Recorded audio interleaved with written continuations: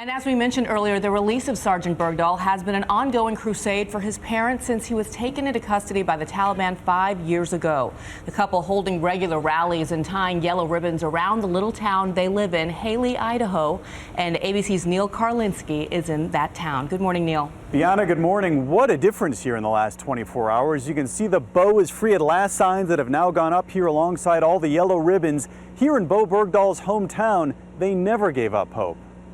In tiny Haley, Idaho, at the coffee shop where Bowe Bergdahl used to work, friends who've marked every day of his 5-year captivity were overwhelmed.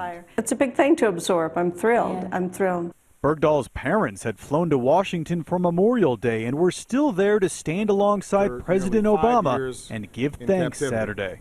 Their son, Bowe, is coming home. We just can't communicate the words this morning when we heard from the president. Bowe Bergdahl's beard, just one piece of a complicated personal strategy to reach his son's captors, teaching himself their language, culture, even keeping his watch set to Afghanistan time. In a video he released on YouTube in 2011, he addressed the Taliban directly. It's past time for Bowe and the others to come home. Bergdahl was hardly a household name during captivity, but in his tight-knit hometown there were annual rallies to keep up the pressure. The circumstances surrounding his capture, though, remain murky. He may have been off base at the time. Well, I'm scared. Scared I won't be able to go home. In videos released by his captors over the years, he appeared both in and out of uniform, eating and pleading for his freedom. During this time, he was promoted by the military back home. By 2010, he was shown advocating for the release of Taliban prisoners. Release me, please.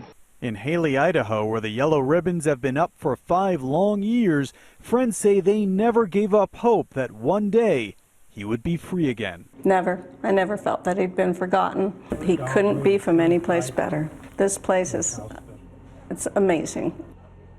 Later today, we'll hear from Bergdahl's parents again. They're expected to fly back home here to Idaho to address reporters this afternoon. It is less certain, though, when Bowe will be back home, though when he does come back here, there is bound to be quite a celebration.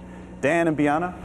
A big and hard-earned celebration. Neil, thank you. While they are celebrating in Idaho, as we've mentioned, the same cannot be said for some on Capitol Hill, where top Republicans are vocally criticizing this prisoner swap, even accusing the president of breaking the law here. So let's bring in the host of ABC's This Week, George Stephanopoulos. George, good morning. Good morning.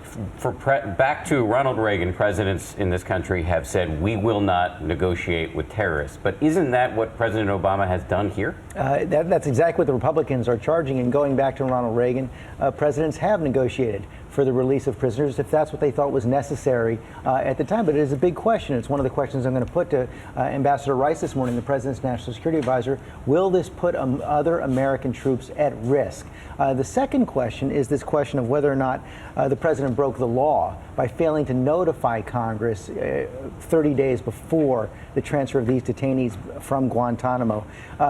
What the president says, what the president's advisors say is that this was moving so fast they couldn't talk to the Congress, but they also say that the president, even when he signed this law, said that he had the constitutional authority not to live by it, that he had the constitutional authority to go around Congress and simply do what he needed to do to get detainees back to their home countries. But then why make things so murky? Why not just approach Congress and say that you're planning on doing this instead of having so divisive? I think they were very afraid that these details would leak. I mean, this has been a 5-year operation to get Sergeant Bergdahl home. Apparently, they didn't even tell President Karzai of Afghanistan for fear that it would leak as well, and it all came together very quickly in the final days. You might ask, could they have called the Speaker of the House or the Republican leader, the Democratic leader of the Senate, and give them a heads up? Perhaps, but the White House says this was just moving too fast. Yeah, we are not done hearing from Republicans. Dick Cheney saying this morning that President Obama is the weakest president he has seen in his lifetime. That is harsh not words. Stop. All right, George, thank you. Thanks, George. And George will have the very latest on this developing story later on ABC's This Week.